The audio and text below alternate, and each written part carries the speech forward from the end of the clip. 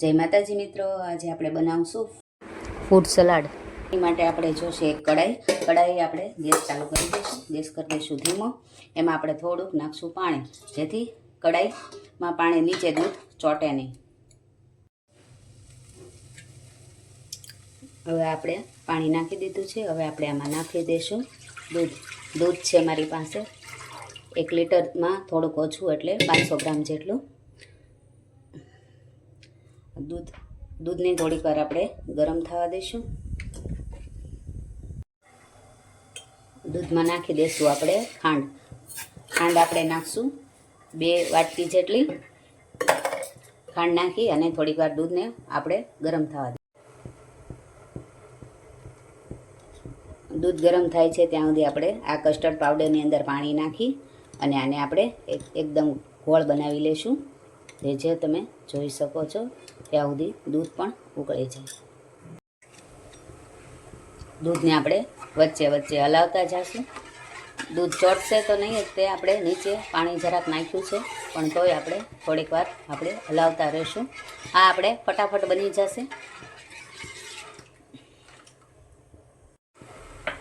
આપણે દૂધમાં નાખી દઈશું થોડીક એલચી જે આપણે ખાંડી લીધી છે, એલચી નાખી અને આપણે થોડીક વાર હલાવી અને આને હજી ઉકળવા દઈશું, જ્યાં એકદમ સરસ ઉકળી જાય ત્યાં સુધી।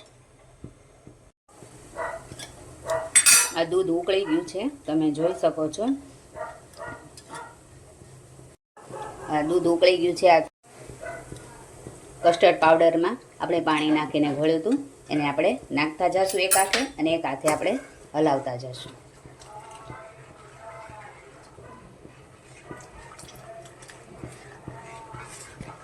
આવી રીતે એને આપણે એકદમ સતત હલાવતા રહીશું, જેથી ગોળિયું પણ નહીં પડે અને ઘટ થતું જશે। તમે જોઈ શકો છો તરત જ જો ઘટ થઈ ગયું છે। આને આપણે થોડીક વાર આવી રીતે ઉકળવા દઈશું।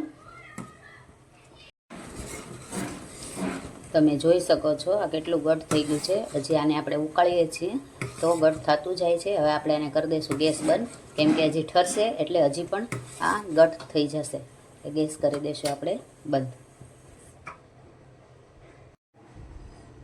હવે આને આપણે એક બાઉલમાં અલગ કાઢી લઈશું, જે ઠંડુ થવા આપણે આને 1 કલાક મૂકી રાખશું।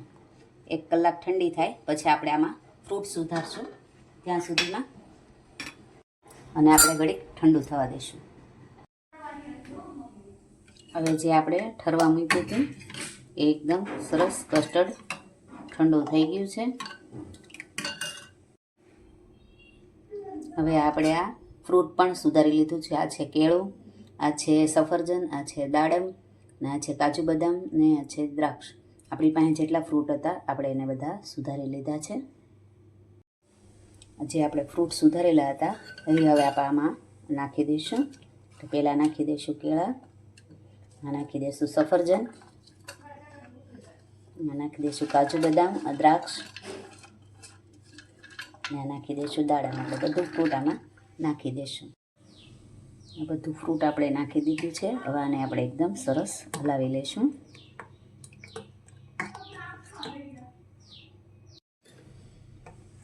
હવે તમે જોઈ શકો છો આપણું ફ્રૂટ કસ્ટર્ડ તૈયાર છે। હવે તમે આને સર્વ કરી શકો છો। કોઈ પણ ગેસ્ટ આવે તો આને જલ્દીથી આપણે બનાવી શકીએ છીએ। ઘરની વસ્તુથી જ આ બની જાય છે। થોડુંક અમથું ફ્રૂટ હોય તો પણ બની જાય છે।